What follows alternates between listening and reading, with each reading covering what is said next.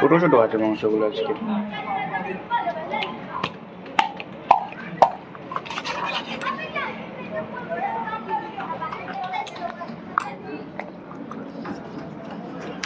কত জলে চুবা লাগবে।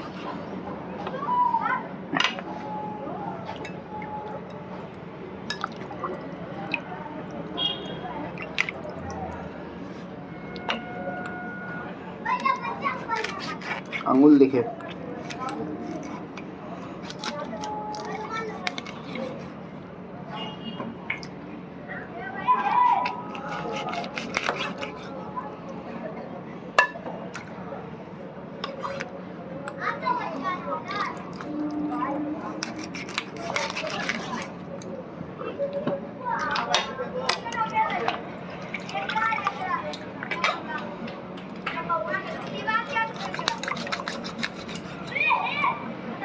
বিশাল ফ্রেশ। এটা কি দিচ্ছ?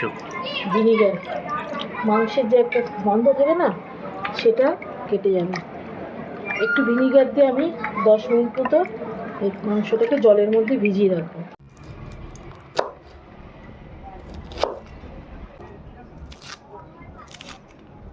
আমার হাতে নীল পালিশ উঠে গেছে। ঠিক আছে।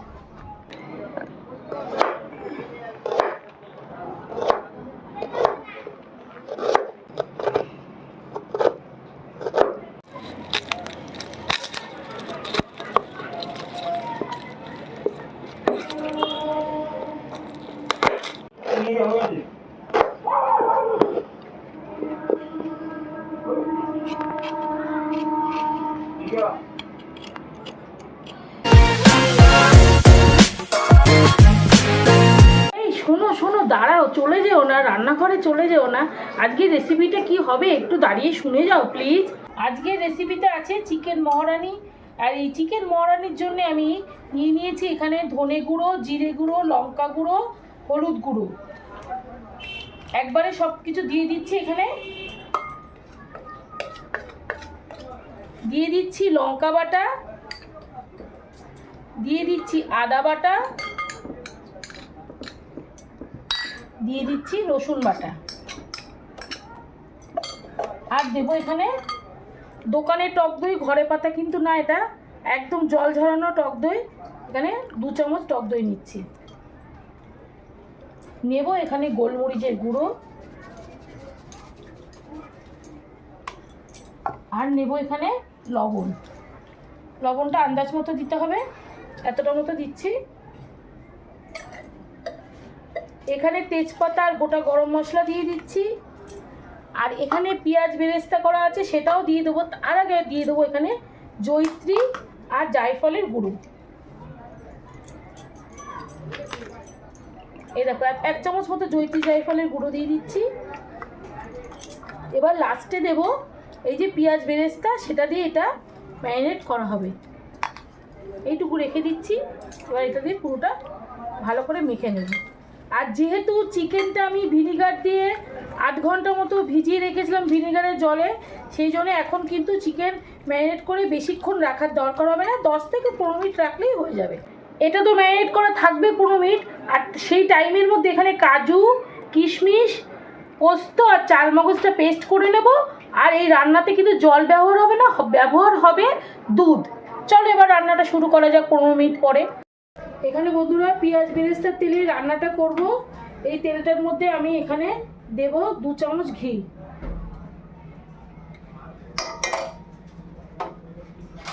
ঘিটাকে একটুখানি মিশিয়ে নেব।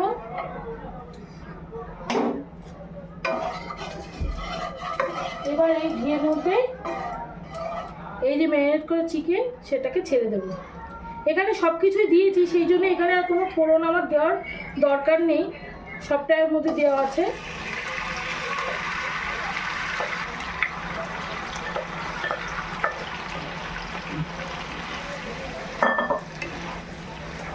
এবার এই ঘি আর তেলের মধ্যে চিকেনটাকে ভালো করে এখন কষতে হবে। আর এই রেসিপিটা কিন্তু অসম্ভব সুন্দর একটা রেসিপি, তোমরা ভালো করে দেখতে থাকো, দেখলেই বুঝতে পারবে যে রেসিপিটা কত ভালো। এবার আমি এটাকে একটু ঢেকে রাখবো আর রান্নাটা কিন্তু এভাবে ঢেকে কষিয়ে কষিয়ে করতে হবে।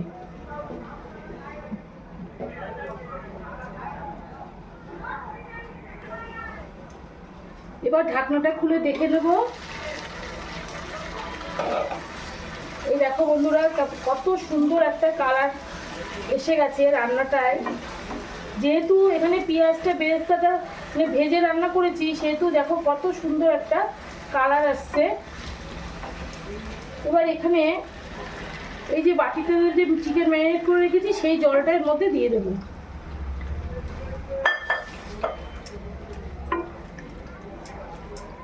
আবারও ভালো করে কষবো, একটু কষিয়ে তারপরে এখানে কাজু, পোস্ত, চালমগজ আর কিশমিশ বাটাটা আছে সেটা দিয়ে দেবো। আরেকটু কষিয়ে তারপরে দেব।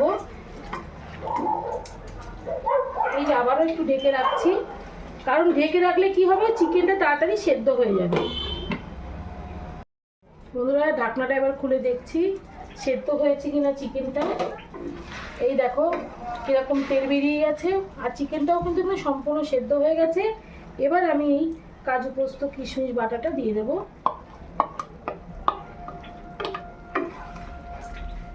এর সাথে সাথে এখন দুধটাও দিয়ে দেব। রান্না কিন্তু একেবারে শেষের পর্যায়ে চলে এসছে। কাজু কিশমিশ দিয়ে একটুখানি নাড়াতে হবে, তা নাহলে তোমার তলায় ধরে যাবে, সেই জন্য। আচ্ছা, এখানে আমি এই যে দুধটা দিয়ে দিচ্ছি। এই রান্নাতে কিন্তু বেশি গ্রেভি হবে, মানে ঝোলটা বেশি হবে না, একটু শুকনো শুকনো হবে, ব্যাস, আর দেবো না। এবার মানে এই পর্যায়ে তোমরা ঢেকে দিতেও পারো, আবার খুলেও রাখতে পারো। আমি আর ঢাকছি না, একটু নাড়াতে নাড়াতে কিন্তু এই যে গ্রেভিটা কিন্তু শুকিয়ে যাবে, সেই জন্য আমি আর ঢাকছি না। এবার আমি এর মধ্যে এই যে জয়িত্রী জায়ফলের গুঁড়োটা আছে সেটা দিয়ে দেবো, আর একটু গরম মশলা গুঁড়ো দেবো এর মধ্যে।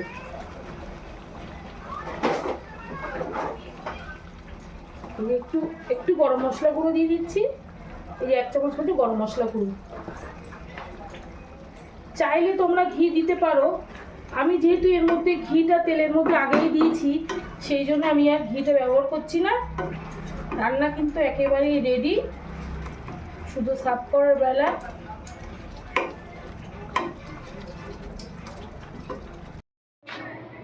বন্ধুরা, চিকেন মহারানী সম্পূর্ণ রূপে সেজে গুজে একদম রেডি। শুধু মহারাজাই এখানে এসে উপস্থিত হওয়ার পালা। সে আসলেই মহারানী কিন্তু তার অপেক্ষায় বসে আছে। রূপকথার গল্প সমাপ্ত।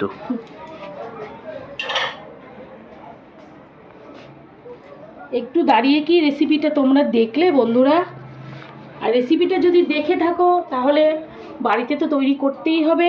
এই রেসিপিটা যদি ভালো লাগে তাহলে কি করতে হবে, এই চ্যানেলটাতে সাবস্ক্রাইব করতে হবে, লাইক করতে হবে, কমেন্ট করতে হবে, শেয়ার করতে হবে, আর বেশি বেশি করে তোমাদেরকে আমার ভিডিওগুলো দেখতে হবে। ততক্ষণে এই ভিডিওটা দেখতে থাকো, আর আমি গুড নাইট করছি তোমাদেরকে, টাটা।